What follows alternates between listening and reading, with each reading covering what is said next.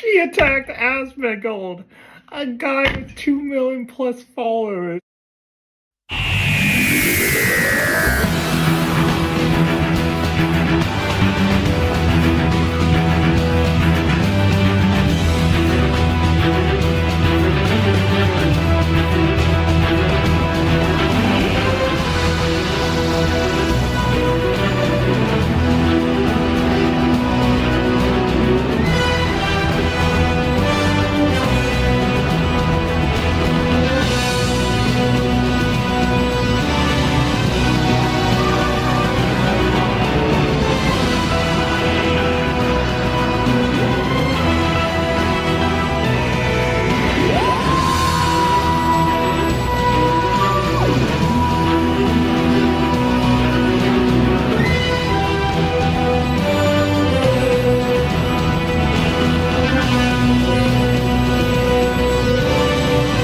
Okay, this is the same Crunchyroll director slash local translator company that we've been talking about the whole time, but this Katrina person is now attacking Asmongold for something that it's not even Asmongold's fault. He commented something on Twitter, and it's people on Twitter thought he was talking about her when he wasn't actually talking about her.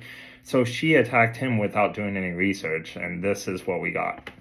Well, was that Keanu she Reeves did just said that by making a TikTok response to Asmongold and his community.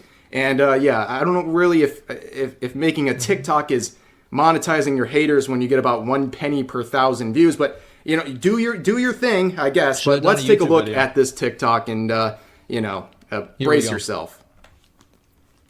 Recently, some followers of Asmongold have been criticizing me and demanding answers regarding a line I wrote. I don't own this problem. Like, I don't own this problem. Like, how is this about me? Like, there's dozens of people that are mad about this. Tons of people have opinions about this. What's this?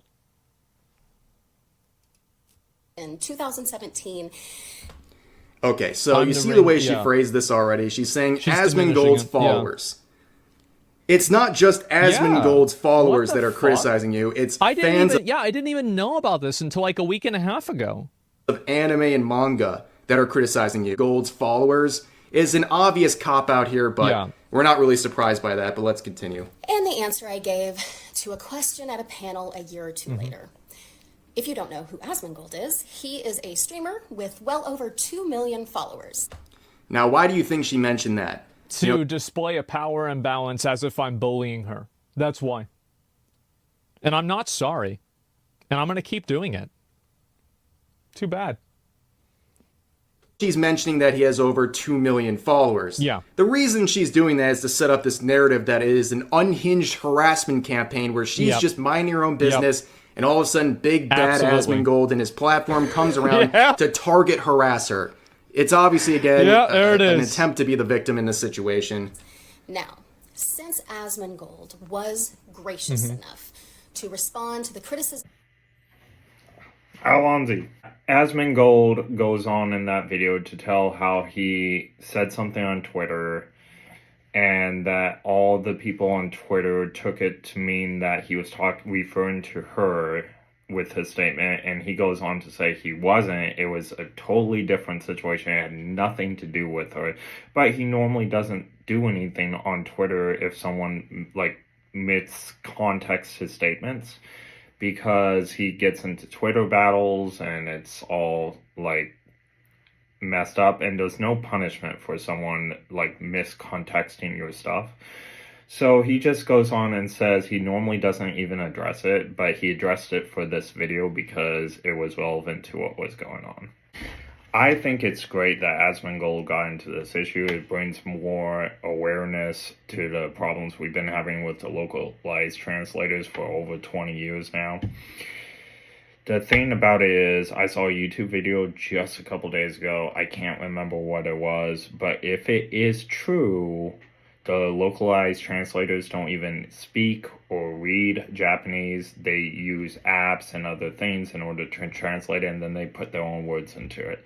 So why are we even using them if they can't, read Japanese? Like, we could do that ourselves with our computers. So why are we even paying them? Now, if you want to see the rest of Asmongold's reaction or the original video that he's reacting to, I'll have the links in the description for you guys.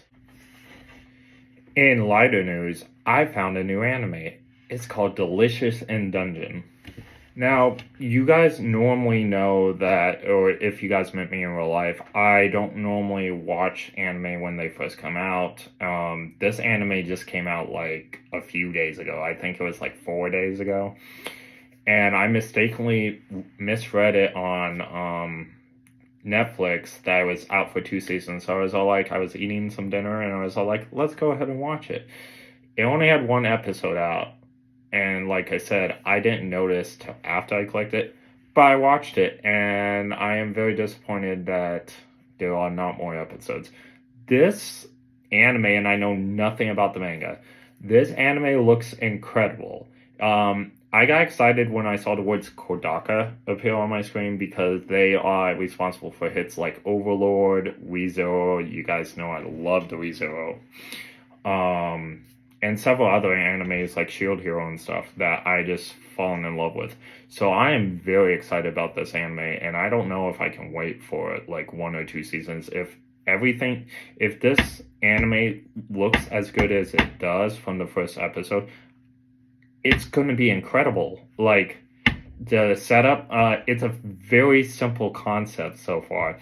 These adventurers are like starving, and no one wants to, they have to either trade their gear or, eat.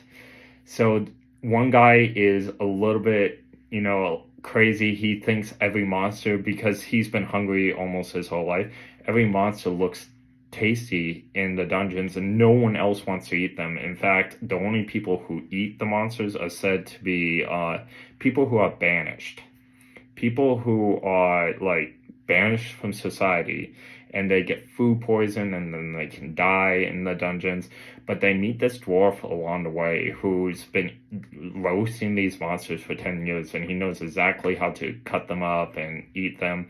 And it looks like there's 3 main characters that meet the dwarf, and a woman character hates the idea of eating monsters, and her reactions are always funny before she eats it.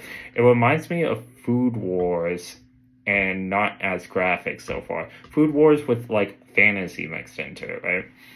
And the reactions of all the characters are okay. I don't know anything about the manga. I don't know if it's going to be a great show, but the first episode was fantastic. I'm going to keep my eye on this anime.